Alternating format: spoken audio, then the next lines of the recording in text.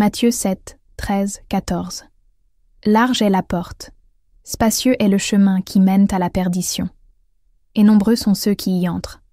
Étroite est la porte, resserré est le chemin qui mène à la vie, et peu les trouvent. Je sais que vous ne croirez peut-être pas ce que je vais vous dire, et ce n'est pas grave. Je ne voulais pas y croire non plus quand ça m'est arrivé. Mais je vais vous dire une chose. Si vous regardez cette vidéo, c'est parce que le Saint-Esprit vous a amené ici. Ce n'est pas un algorithme. Ce n'est pas une coïncidence. C'est un appel urgent, un avertissement divin, car ce que j'ai vu a tout changé, et je suis ici par obéissance.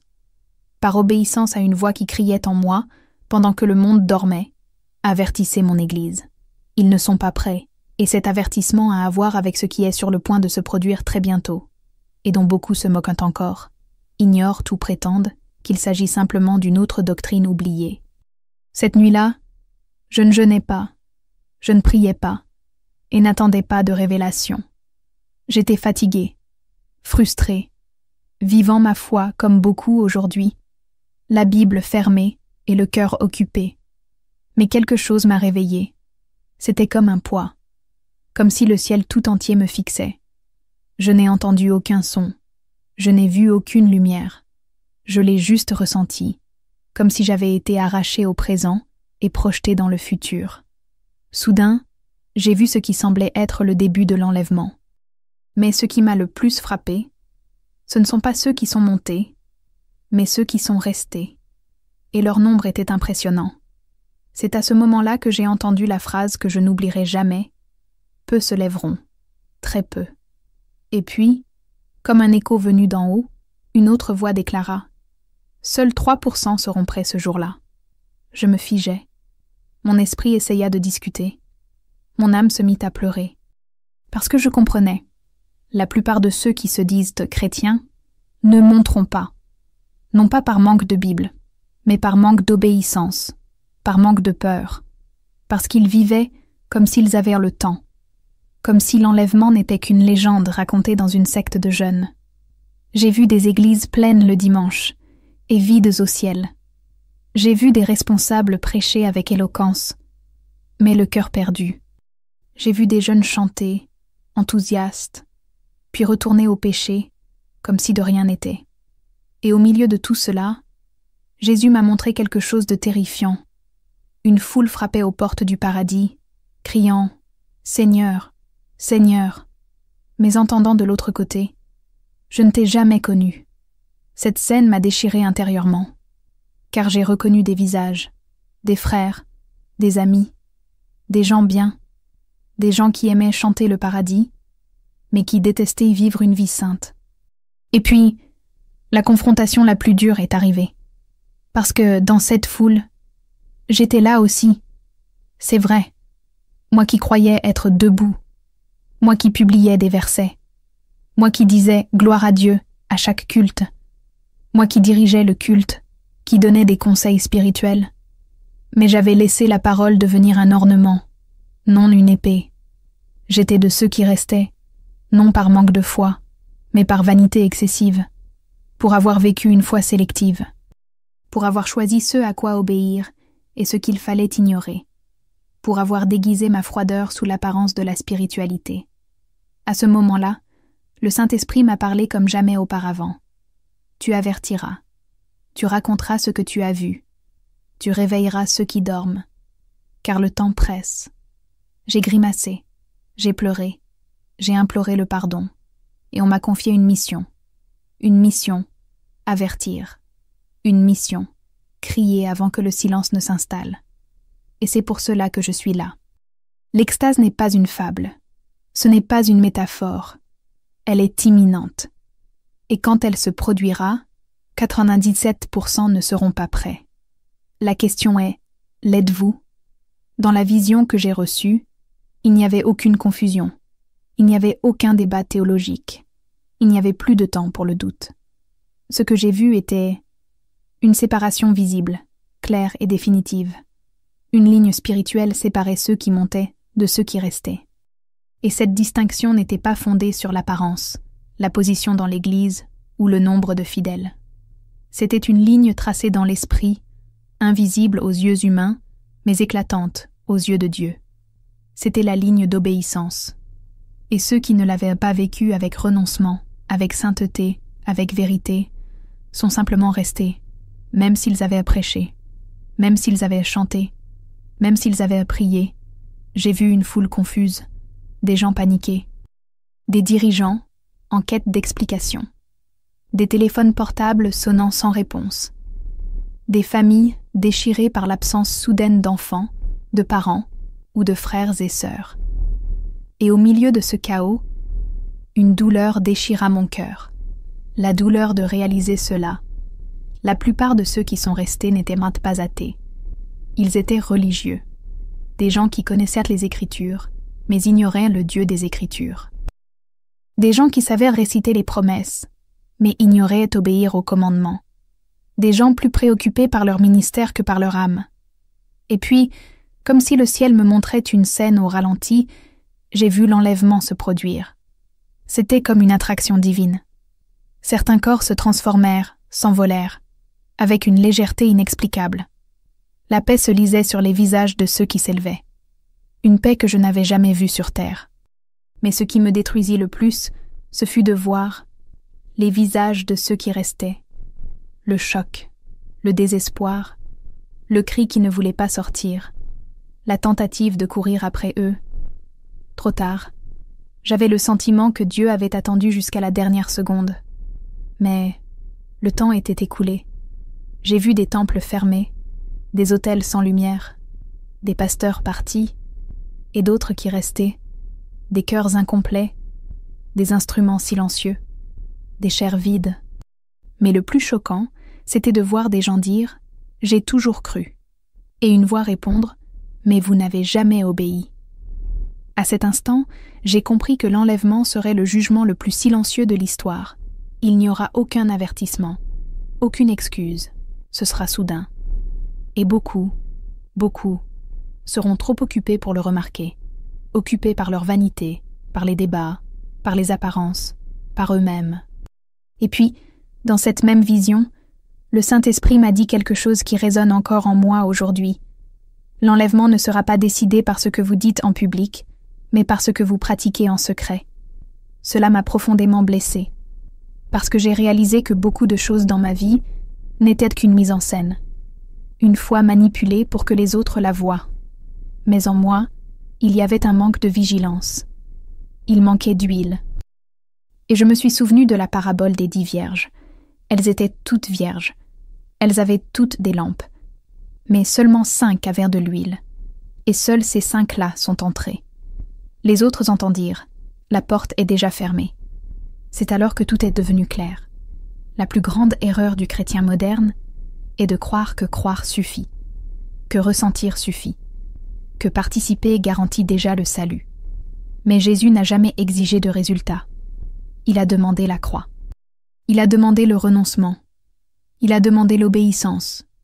Et c'est ce que presque personne n'est prêt à offrir. Le ciel ne recherche pas des chanteurs. Il recherche des serviteurs. L'enlèvement ne prendra pas le peuple, mais les fidèles. Et si vous ne vivez pas comme un serviteur aujourd'hui, demain pourrait être trop tard. Le temps presse. La ligne est tracée. La séparation a déjà commencé. Après cette vision, je n'ai plus pu parler à personne pendant des jours. C'était comme si un poids invisible pesait sur moi. J'ai regardé les gens autour de moi et je me suis dit « Ils n'ont aucune idée de ce qui les attend. » Et la douleur qui m'a le plus déchirée a été de réaliser que tant de mes proches vivaient comme s'ils étaient assurés d'accéder au paradis, mais que leur vie ne montrait aucun signe de vigilance. Pas d'huile, pas de croix, juste l'étiquette, juste l'apparence. Et l'enlèvement ne répond pas aux étiquettes, il répond à l'obéissance. Le lendemain matin, alors que je pleurais en prière, le Saint-Esprit m'a dit quelque chose qui a brisé mon âme. Le plus grand silence qui s'abattra sur la terre ne sera pas celui de la mort, ce sera celui de l'extase. Car beaucoup ne réaliseront leur départ que lorsqu'il n'y aura plus personne pour prêcher, lorsque les genoux en prière auront disparu, lorsque les services cesseront, lorsque les maisons seront vides, et ce ne sera pas bruyant. ce sera un silence dévastateur. Un vide irréversible. Le son de l'absence de ceux qui ont été transformés. J'ai commencé à voir des scènes qui m'ont profondément marqué. J'ai vu une église pendant le culte. La musique jouait, les gens chantaient. Et soudain, certains ont disparu. Les autres étaient sous le choc, paralysés. Mais personne n'a compris immédiatement, jusqu'à ce qu'une sœur, à genoux, se mette à crier. C'était l'enlèvement. La cérémonie était terminée. Mais le désespoir ne faisait que commencer. Les gens se précipitèrent vers leur voiture. D'autres tentèrent d'appeler leur famille. Mais il n'y eut aucune réponse. Le ciel était silencieux. Et dans ce silence, Dieu s'écria. « Je t'avais prévenu. » Je me souvenais de toutes les fois où j'avais entendu des sermons sur l'enlèvement, et je l'avais traité comme une théorie, comme quelque chose de lointain, comme une jolie image de l'Apocalypse. Mais là, dans cette vision, ce n'était plus une théorie, c'était la réalité. Et ce qui m'a le plus frappé, c'est de comprendre que beaucoup de ceux qui sont restés connaissaient la vérité. Ils la connaissaient, mais ils vivaient comme s'ils ne savaient pas. Ils vivaient comme s'ils avaient le temps, comme s'ils pouvaient négocier avec Dieu, comme s'ils pouvaient donner 50% de leur cœur et s'élever malgré tout. À ce moment-là, l'Esprit m'a montré un verset que je n'ai jamais oublié. Matthieu 24:44. C'est pourquoi vous aussi, tenez-vous prêts, car le Fils de l'homme viendra à l'heure où vous n'y penserez pas. Et là, tout a pris sens. La plus grande erreur de l'Église aujourd'hui n'est pas un manque de connaissances, mais un manque de préparation. Ce n'est pas qu'il ne le sait pas, c'est qu'il ne le prend pas au sérieux. C'est comme si le paradis était devenu un plan B, une possibilité lointaine. Et l'enlèvement, une histoire symbolique pour maintenir le moral du service. Mais je dois le dire avec tout le sérieux de mon esprit, ce n'est ni symbolique, ni exagéré, ni théorique. L'enlèvement sera réel. Il sera inattendu. Il sera soudain. Et 97% ne seront pas prêts. Et ce n'est pas parce que Dieu les rejette. C'est parce que beaucoup n'étaient pas préparés. Parce qu'ils se moquaient. Parce qu'ils prenaient la grâce à la légère. Parce qu'ils pensaient qu'il était encore temps. Mais le temps presse. Et le son qui précède le jugement est le son du silence d'un ciel qui a déjà trop parlé et qui maintenant n'attend que la dernière trompette. Après des jours de silence, le cœur encore tremblant, j'ai pris ma Bible. Ni par routine, ni par religiosité. Je la tenais comme on tient une corde lancée à quelqu'un qui se noie. Et en la feuilletant, les mains tremblantes, j'ai compris une vérité trop difficile à ignorer. Pendant longtemps, j'avais moi-même traité la parole comme un objet symbolique, un ornement sur la table de nuit, un détail décoratif dans le culte. Mais dans cette vision, Dieu m'a montré ce qui arrive à ceux qui méprisent la seule chose qui peut sauver, l'obéissance à sa parole. J'ai vu des Bibles ouvertes en chair, mais ignorées. Des versets sur des t-shirts, sur les réseaux sociaux, sur des tatouages, mais loin du cœur. J'ai vu des jeunes chanter les psaumes de mémoire, mais sans les vivre. Et puis l'Esprit m'a dit quelque chose qui m'a brisé l'âme. La Bible est ce qui distingue ceux qui se relèveront de ceux qui pleureront. Parce qu'elle est vivante, mais seulement pour ceux qui choisissent de la vivre. Et à ce moment-là, j'ai compris que ce ne sont pas les dons, ni l'éloquence, ni les rituels qui préparent quelqu'un à l'enlèvement. C'est la parole, vivante, active, qui coupe, qui confronte, qui transforme. L'image suivante était encore plus douloureuse. Je voyais des temples en ruine, des murs fissurés, des autels couverts de poussière, et parmi les cendres, des Bibles ouvertes, intactes. Pas une seule page brûlée, pas une seule lettre tachée. Comme si le ciel lui-même voulait montrer. Ma parole demeure. Mais le peuple l'a méprisée. J'ai vu des multitudes affamées, cherchant désespérément quelque chose qu'elles connaissaient déjà par cœur. Mais elles n'ont jamais obéi. Il était trop tard. La parole était toujours vivante. Mais leur cœur étaient les morts. Et ce que le Seigneur a dit dans Jean 12:48 m'est venu à l'esprit. Celui qui me rejette et ne reçoit pas mes paroles a son juge. La parole que j'ai annoncée le jugera au dernier jour. Et c'était comme si ce verset sortait de la Bible et me transperçait. Parce que j'ai compris, la parole que beaucoup ignorent aujourd'hui sera la même qui les jugera demain. Et il n'acceptera aucune excuse. Il ne se pliera pas au goût, aux disciples ni aux titres théologiques. Il démontrera simplement, clairement, qui a vécu pour plaire au roi et qui a vécu pour lui-même. Dans cette vision, j'ai vu des jeunes qui savaient tout sur l'adoration, mais rien sur le renoncement. J'ai vu des prédicateurs qui savaient prêcher sur le ciel, mais qui ne savaient pas comment s'y préparer.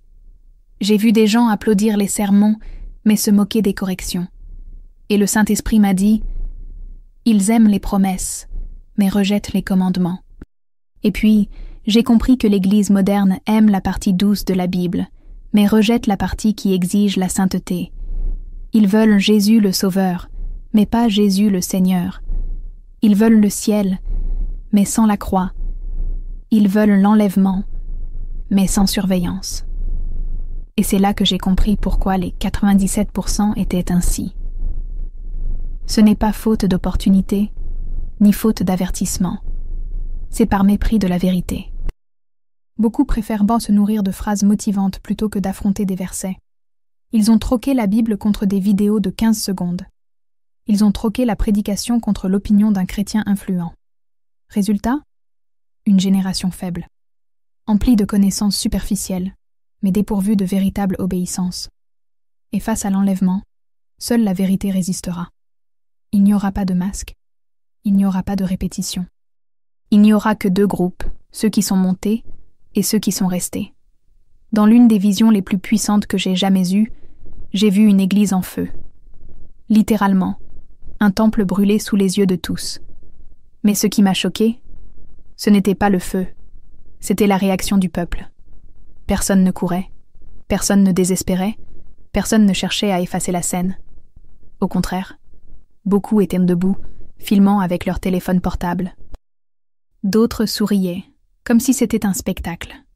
Personne n'a pleuré. Personne ne s'en est soucié. Et puis j'ai compris. Ce n'était pas un incendie physique. C'était un symbole, un portrait spirituel, une dénonciation silencieuse de la froideur qui s'était emparée de l'Église. L'incendie représentait la lente destruction de la foi authentique. La flamme de l'autel s'éteignait et personne ne s'en souciait. Les colonnes s'effondraient et les gens étaient distraits. Les Bibles étaient à l'intérieur, en train de brûler, mais leurs yeux étaient fixés sur les écrans, sur les applaudissements, sur la représentation. Et l'esprit me parla avec douleur. C'est la génération qui applaudit l'effondrement et le qualifie de liberté, qui troque la sainteté contre le divertissement, qui préfère regarder le temple s'effondrer plutôt que de nier ses propres péchés. Cela m'a déchiré de l'intérieur. Au milieu du feu, j'ai vu un détail qui m'a mis à genoux. Une Bible ouverte, au centre de l'autel, épargnée par les flammes. C'était comme si Dieu disait « Ma parole est ferme, mais personne ne veut l'obéir. » Et je me suis souvenu de ce qui est écrit dans Hébreux 12, 29 « Notre Dieu est un feu dévorant. » Ce n'est pas un feu qui détruit les justes, c'est un feu qui révèle, qui purifie, qui dénonce. Et là, la Bible ouverte fut le dernier cri d'avertissement, mais personne ne regarda. Tous préférèrent assister à la destruction, plutôt que de plier et de capituler. J'ai vu des jeunes danser sous les cendres. J'ai vu des pasteurs applaudir un culte dénué de vérité. J'ai vu des responsables prêcher pour fidéliser leur auditoire, et non pour sauver des âmes. Et puis j'ai compris. L'enlèvement ne prendra pas ceux qui étaient dans les temples, mais ceux qui étaient dans la parole. Car beaucoup vivent dans des immeubles, mais ignorent le royaume. Beaucoup chantent « Maranatha », mais vivent de comme si Jésus ne revenait pas. Et le jour de son retour, il n'y aura pas de temps pour éteindre les feux spirituels. La seule flamme qui comptera est celle qui brûlait secrètement dans le cœur. Alors le Saint-Esprit me parla et je tremblais. Le problème n'est pas que le monde se soit refroidi, mais que l'Église s'y soit habituée. Nous vivons à une époque où la tiédeur est devenue une culture, où la vérité blesse plus que le mensonge, où la confrontation est considérée comme un jugement. Et dans ce climat de tiédeur, beaucoup dorment la lampe éteinte. Quand l'époux viendra, il sera trop tard pour chercher de l'huile. il sera trop tard pour tout recommencer. Car l'enlèvement n'attend pas ceux qui se réveillent tard. Il viendra, et la porte se fermera. C'est alors que j'ai compris la partie la plus difficile de cette vision. Ce n'est pas que Dieu rejette 97% des croyants. C'est que 97% d'entre eux ne veulent pas vivre comme une épouse. Ils veulent des bénédictions. Ils veulent la guérison. Ils veulent une position. Mais ils ne veulent pas la croix.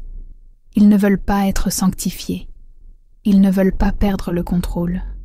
Et l'enlèvement sera une séparation entre ceux qui ont aimé la vérité et ceux qui n'ont aimé que ses bienfaits.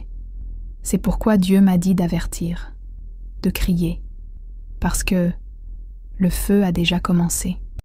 Et si vous n'avez pas d'huile, si vous n'avez pas de racines, si vous n'avez pas de parole, vous serez consumés avec le temple. Après cette vision de l'Église en feu, j'ai passé des jours avec une question qui me taraudait. Et si c'était aujourd'hui?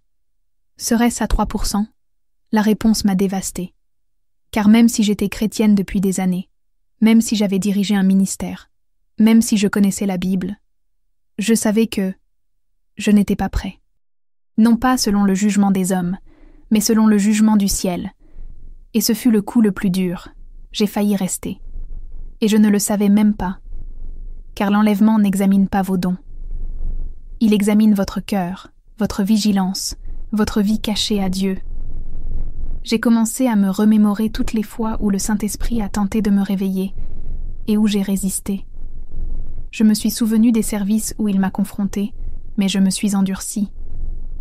Les supplications que j'ai ignorées, les avertissements que j'ai interprétés comme du battage médiatique, les messages que j'ai rejetés parce qu'ils me blessaient trop. Et tout cela a commencé à s'accumuler, non pas comme un péché manifeste, mais comme de la froideur, de l'indifférence, de la complaisance. Et l'Esprit me l'a montré, la plupart de ceux qui restent ne sont pas de véritables rebelles. Ils sont sincèrement tièdes. Ils sont fidèles aux yeux des hommes, mais absents devant Dieu. C'est à ce moment-là que j'ai décidé de faire quelque chose que je n'avais pas fait depuis longtemps. Je me suis agenouillée, vraiment, sans précipitation, sans scénario, sans vanité, juste moi, Dieu et une Bible ouverte. Et là, sans paroles répétées, j'ai pleuré. J'ai pleuré comme quelqu'un sauvé de l'abîme à la dernière seconde. J'ai pleuré parce que je comprenais que le jugement était proche. Et j'étais distrait. J'ai pleuré parce que je réalisais que ma foi ne me soutiendrait pas le jour de l'enlèvement. Et si je continuais comme ça, je serais abandonné.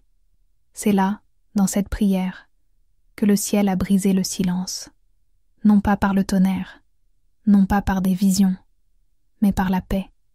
Une paix si forte qu'elle m'a brisé encore plus. Parce que j'ai compris que Dieu ne m'a pas montré tout cela pour me condamner, mais pour me donner une autre chance. Et peut-être qu'il fait la même chose avec vous en ce moment. Peut-être que cette vidéo, ce message, cette parole, est sa dernière corde, son dernier avertissement. Car il y a une ligne qui, une fois franchie, est irréversible. Et quand la porte se ferme, aucun argument ne pourra la rouvrir. Je me suis souvenu de la parabole des vierges. Elles s'endormirent toutes. Mais seules quelques-unes étaient prêtes. Le problème n'est pas de dormir. Le problème est ne pas avoir de pétrole, quand le cri de l'époux retentit. Et cette huile ne s'achète pas en librairie. Elle ne s'apprend pas dans des séminaires. Elle se produit en secret, dans le renoncement, dans la confrontation, dans l'obéissance silencieuse, à l'abri des regards. Voici ce que Dieu recherche. Une mariée se réveille, non pas une foule bruyante, mais une minorité fidèle. Et ce chiffre, d'après ce que j'ai entendu, est faible, très faible, 3%. Alors j'ai compris. L'enlèvement ne sera pas injuste. Il sera exact. Dieu n'abandonnera personne par hasard. Tout le monde aura été averti. Tout le monde aura entendu. Et ce qui déterminera qui se lèvera et qui restera, ce n'est pas la fréquence à laquelle ils vont à l'église ou leur niveau d'enthousiasme. C'est qui a obéi, qui a observé, qui a pris la parole à cœur, qui a quitté le monde pour devenir une épouse. Et aussi difficile que cela puisse paraître, c'est par miséricorde que Dieu m'a montré, parce qu'il est encore temps, mais pas grand-chose. Et ce moment, c'est maintenant. Dans la vision suivante, je ne vis plus le ciel. Il n'y avait plus d'anges, plus de trompettes. L'enlèvement avait déjà eu lieu. Et ce qui m'apparut ensuite, cela m'a laissé sans terre, sans air, sans défense. C'était un monde sans épouse, un monde où l'esprit avait été réduit au silence. Et ce qui restait était désespoir, folie, vide. J'ai vu des foules courir dans les rues. Des gens, bibles à la main, les feuilletaient comme des fous, en quête de réponse. Mais il n'y avait plus de voix, plus d'onction, plus d'opportunité. C'était l'écho d'un monde qui avait méprisé la vérité et qui la réclamait maintenant. Trop tard. J'ai vu des églises vides et d'autres encore ouvertes, mais avec des responsables confus. J'ai vu des services improvisés organisés en désespoir de cause. Ceux qui avaient auparavant tourné en dérision les avertissements imploraient maintenant la miséricorde. J'ai vu des gens jeûner, pleurer, agoniser. Mais c'était un jeûne tardif, des pleurs silencieux, parce que le ciel avait déjà rassemblé les siens. L'Esprit m'a conduit dans un temple où il ne restait que quelques frères. Ils pleuraient, ils criaient. Mais ce n'était pas de la repentance que je voyais. C'était de la panique. C'était du chagrin. C'était la prise de conscience qu'ils avaient été abandonnés, et ils savaient exactement pourquoi. Et là, au milieu de cette agonie collective, il m'est venu à l'esprit Amos 8:11. Voici, les jours viennent, dit l'Éternel, où j'enverrai la famine dans le pays, non pas une disette de pain et une soif d'eau, mais une faim d'entendre la parole de l'Éternel. Cela s'accomplissait sous mes yeux. C'était une faim spirituelle, sans nourriture. Le peuple avait soif, mais il n'y avait plus d'eau vive. La Bible était là, mais elle ne cueillait plus les fruits, car ce n'était plus le moment de semer. C'était le moment de récolter. Et la récolte a été douloureuse. C'était le résultat d'années passées à ignorer les avertissements, à considérer la parole comme facultative. J'ai vu des gens frapper aux portes des églises, mais personne n'ouvrait. J'ai vu des croyants rire des prophéties, essayant désespérément de se souvenir des versets, essayant de chanter des cantiques, essayant de jeûner. Mais le ciel est resté silencieux, et l'Esprit m'a dit « Ils ne m'ont pas écouté quand j'ai parlé.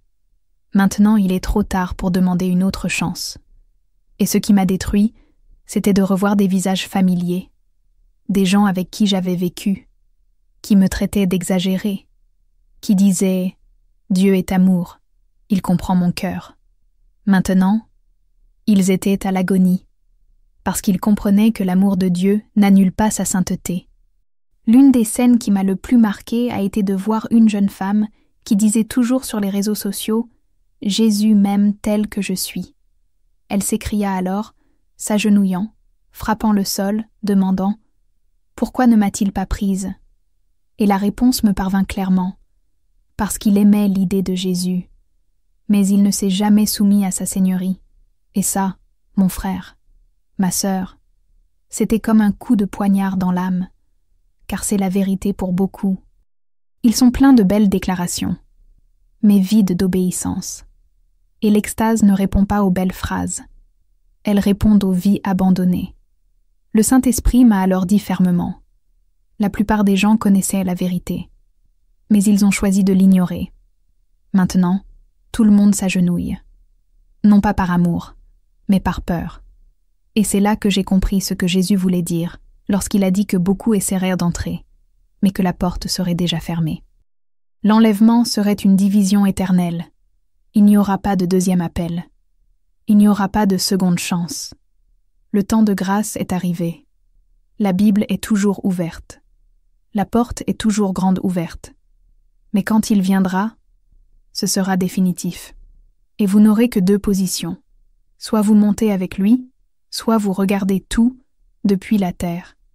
8. Dieu m'a appelé à crier dans le silence. Après avoir vu cette foule en proie à l'agonie, cherchant Dieu trop tard, j'ai eu un pincement au cœur. Mon corps tremblait. Mon esprit se brisait en 1000 morceaux. Et là, Au milieu de cette douleur, j'ai clairement entendu la voix de l'esprit. Tu le diras, tu l'avertis, tu crieras avant que le silence ne s'empare de la terre. J'ai pleuré. Je ne me sentais pas digne. Je ne me sentais pas capable. Mais cette voix m'a transpercée comme un éclair, ne laissant place à aucun doute. C'était un envoi, une mission prophétique, un appel à réveiller l'épouse avant qu'il ne soit trop tard. À ce moment-là, j'ai compris que ma vie ne pourrait plus jamais être la même. Je ne pouvais plus prêcher ce qui plaît. Je ne pouvais plus chanter ce qui émeut. Je ne pouvais plus vivre une foi décorative. Le ciel m'a confié un fardeau. Un fardeau. Un message que personne ne veut entendre, mais dont tout le monde a besoin. Car la vérité est la suivante. La plupart des croyants d'aujourd'hui sont complètement distraits. Et si l'enlèvement a lieu maintenant, 97% resteront. Non pas parce qu'ils sont mauvais, mais parce qu'ils dorment, parce qu'ils traitent le saint comme un simple citoyen, parce qu'ils croient que le paradis est garanti à ceux qui vont à l'église. C'est à ce moment-là que j'ai réalisé, Dieu ne m'a pas montré tout cela pour m'effrayer. Il l'a montré pour me réveiller, et pour réveiller les autres. Ce que vous entendez ici n'est pas une simple vidéo, ce n'est pas un scénario, ce n'est pas du théâtre. C'est un avertissement direct du trône, et ce n'est pas pour le monde, c'est pour l'Église, c'est pour moi, c'est pour vous, parce que l'enlèvement ne se fera pas par des annonces, mais par une séparation, en un clin d'œil, sans discussion, sans explication, sans temps pour corriger. Soit tu es prêt, soit tu restes. Et celui qui reste ne restera pas par erreur. Il restera par choix. Dieu m'a fait comprendre quelque chose qui a détruit la dernière trace d'orgueil qui était en moi. Tu as presque réussi. Et s'il ne m'avait pas confronté, je penserais encore que j'allais bien. Je chanterais, prêcherais, sourirais encore, en route vers la damnation. C'est pourquoi je vous le dis, si ce message vous dérange, ne le rejetez pas. Car ce malaise est l'esprit qui essaie de vous réveiller. Et il vaut mieux être confronté maintenant que d'être abandonné plus tard. La Bible est toujours ouverte. Le temps de l'épreuve est encore disponible. Mais la ligne de séparation a déjà commencé à être tracée. Et là, m'inclinant devant la présence de Dieu, je répondis, « Seigneur, j'irai. Je vous avertirai. Même s'il se moque de moi, même s'il me méprise, même s'il me traite de radical. Parce que j'ai compris que le pire n'est pas d'être rejeté par les hommes. Le pire, c'est d'être rejeté par l'époux. Et si je peux, avec ce message, réveillez-en au moins un seul, pour vous réveiller à nouveau, pour retourner à la sanctification, pour vous réconcilier avec le ciel, alors cela en aura valu la peine. Car c'est ici le cri de Dieu aujourd'hui. Réveillez-vous, vous qui dormez, car le cri de l'époux est prêt à être entendu. La mission a commencé. L'avertissement a été donné. L'enlèvement approche. Et ma question, en écrivant ce témoignage, est simple et directe.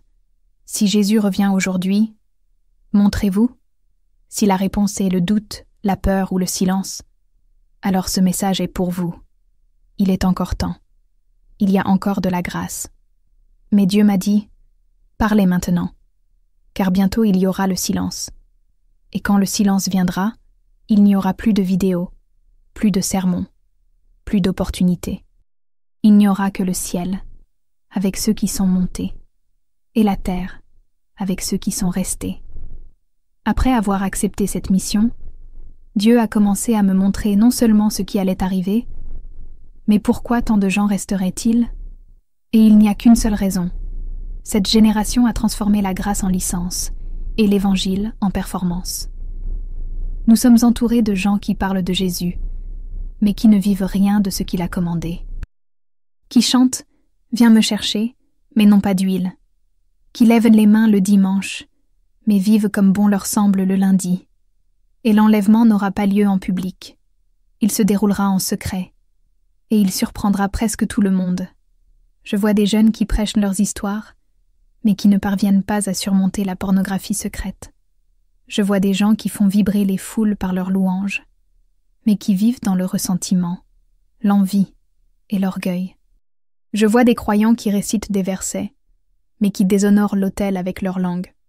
Je vois des dirigeants qui ont appris à manipuler les émotions, mais qui ne se sont jamais vraiment repentis. Et le Saint-Esprit m'a dit clairement, ils connaissent la vérité, mais ils la traitent comme si c'était juste un autre fragment. Et le ciel ne l'ignorera pas. Le jugement viendra, et il sera plus sévère pour ceux qui savaient, et ont choisi de ne pas obéir. Jésus m'a montré quelque chose qui m'a fait frémir. Cette génération sera la plus jugée de l'histoire, non pas parce qu'il a commis les pires péchés, mais parce qu'il avait le plus grand accès à la vérité. Jamais auparavant, il n'y avait eu autant de Bibles disponibles, tant de vidéos, tant d'avertissements. Et pourtant, la plupart des gens préfèrent écouter ce qui plaît, ce qui soulage, ce qui ne nécessite pas de changement.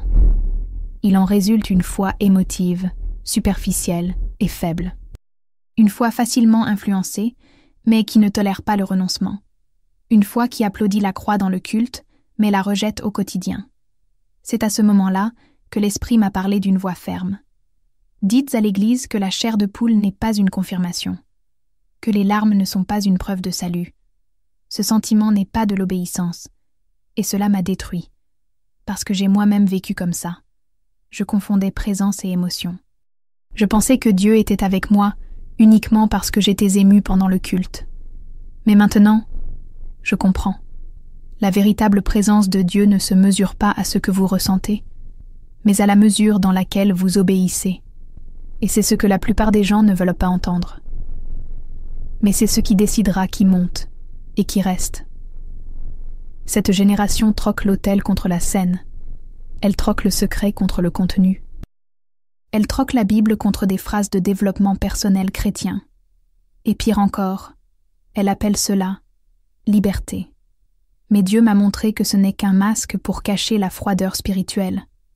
Parce que ceux qui aiment vraiment Jésus aiment obéir, même quand ça fait mal, même si cela va à l'encontre de la chair, même si cela implique un abandon. Et seul cet amour, sacrificiel, soumis, vigilant, est celui qui naît lors de l'enlèvement. Tout le reste demeurera, même s'il utilise le nom de Jésus, même s'il a un ministère, même s'il touche des multitudes. Et je dois le dire avec crainte, mais avec autorité. Si vous vivez un évangile dont vous êtes le centre, repentez-vous maintenant. Car seuls ceux qui sont morts à eux-mêmes ici-bas peuvent entrer au ciel. L'enlèvement ne recherchera pas des croyants, il recherchera des serviteurs. Il ne recherchera pas des disciples du contenu, mais des disciples de la croix. Et si vous vivez encore un christianisme confortable et domestiqué, adapté à votre style de vie, vous faites partie des 97%. Mais la bonne nouvelle est que il est encore temps de sortir de cette situation. Il est encore temps de revenir. Mais il faudra mourir. Mourir à l'ego. Mourir au monde. Et vivre uniquement pour lui. Dans l'une des dernières visions que le Saint-Esprit m'a données, j'ai vu quelque chose qui m'a marqué à jamais. C'était une foule immense. Ils marchaient tous dans la même direction, pressés, impatients. À l'horizon, il y avait une porte étroite et bien éclairée, comme si c'était l'entrée de l'éternité. Et quand j'ai vu ça, j'ai été content un instant. Je me suis dit, ils ont entendu l'appel, ils partent. Mais à mesure qu'ils approchaient, quelque chose a commencé à se produire. Ils s'arrêtèrent, un par un, comme s'il y avait un blocage invisible. Et puis j'ai compris. La porte acceptait les gens, mais n'acceptait pas les bagages. Et beaucoup étaient accablés, d'orgueil, de péchés cachés, de blessures, de relations toxiques, de vices cachés, de vanité déguisée en sainteté. Certains ont essayé d'entrer par leurs œuvres, d'autres par leur propre théologie, d'autres encore par des ministères qui n'ont jamais passé par le feu de l'autel. Mais la porte ne s'ouvrait pas. Et dans l'esprit, j'entendis la voix du Seigneur. Ils veulent mon royaume. Mais ils ne veulent pas de mes commandements. Ils veulent la gloire. Mais ils ne veulent pas mourir à eux-mêmes. J'ai vu des gens tenant des Bibles ouvertes, mais avec des chaînes aux pieds. J'ai vu des jeunes lever les mains, mais avec des écouteurs sur les oreilles, écoutant tout ce que Dieu déteste. J'ai vu des adultes pleurer, mais refuser de pardonner. J'ai vu des dirigeants demander à entrer, mais nourrissant encore l'orgueil de leur titre. Et à chaque tentative de franchir la porte, elle a refusé, non pas par la violence, mais par la sainteté, par la pureté. Car ce qui séparait ceux qui entraient de ceux qui restaient, ce n'est pas Dieu qui a rejeté, c'est le cœur lui-même qui a refusé de se vider. À ce moment-là, cela m'est venu à l'esprit Matthieu 7, 13, 14. Large est la porte, spacieux est le chemin qui mène à la perdition, et beaucoup y entrent. Resserrée est la porte, resserré est le chemin qui mène à la vie, et peu les trouvent. Et ce qui m'a déchiré, c'est de réaliser que la plupart avaient déjà trouvé la porte. Ils ne voulaient simplement pas lâcher prise. Ils préfèrent continuer avec ce qui les sépare de l'époux, plutôt que d'entrer les mains vides et le cœur entier. C'est là que j'ai compris que la plus grande bataille de l'enlèvement ne sera pas contre le diable. Elle sera contre nous-mêmes, contre notre résistance au lâcher-prise, contre notre tendance à négocier, à relativiser, à justifier. Et la porte étroite ne répond pas aux excuses. Personne ne l'ouvre. Elle ne s'ouvre qu'à ceux qui sont prêts à se vider complètement, à ceux qui répètent sans cesse « Seigneur, rien de ce que je suis ne vaut plus que d'être avec toi. » Dans cette vision, j'ai vu quelques personnes franchir la porte. Très peu. Mais il y avait de la paix dans leurs yeux. C'étaient des gens ordinaires, des étrangers. Mais ils avaient un point commun, avaient appris à mourir avant l'enlèvement. Mourir pour le monde. Mourir pour les projecteurs. Mourir pour les applaudissements. Mourir de leur plein gré. Et ainsi, ils étaient allégés, libres, prêts. La porte étroite ne leur a pas refusé le passage, parce qu'ils n'ont pas tenté d'entrer autrement que par l'obéissance. Et c'est là que j'ai compris. Ce n'est pas Dieu qui rend les choses difficiles. C'est nous qui sommes trop lourds. L'enlèvement ne demandera pas de force, mais de la légèreté, de la pureté, de l'abandon. Et si vous portez encore des fardeaux cachés, des secrets jamais confessés, des domaines que vous ne permettez pas à Dieu d'atteindre, tu t'arrêteras devant la porte. Tu pleureras, tu supplieras, mais elle ne s'ouvrira pas, car le paradis n'est pas pour ceux qui connaissent Jésus de bouche à oreille. Il est pour ceux qui lui obéissent en silence, en secret, quand personne n'applaudit, quand seul le paradis voit. C'est après cette vision de la porte étroite que quelque chose en moi s'est complètement brisé. Voyant cette foule bloquée, le Saint-Esprit m'a fait réfléchir, et ce que j'ai vu m'a détruit. Moi qui me croyais parmi les plus intelligents, moi qui dirigeais un ministère, moi qui disais « Seigneur, Seigneur » du bout des lèvres, mais qui résistais avec mon cœur. Moi, j'ai failli rester. Et le plus effrayant, c'est que je ne me rendais même pas compte de la distance. Je confondais mouvement et présence, donne et sainteté, émotion et transformation. Dieu m'a montré des scènes de mon propre cheminement, des services religieux où j'étais à l'autel, mais mon cœur était rivé sur les réseaux sociaux, des prières répétitives, un culte chargé d'action mais vide de dévouement, des conseils spirituels que je donnais aux autres, mais qui ne s'appliquaient pas à moi. Et puis, la phrase qui m'a le plus blessée a retenti comme un coup de tonnerre dans mon esprit. Tu me connaissais, par oui-dire, mais tu ne m'as jamais laissé te transformer complètement.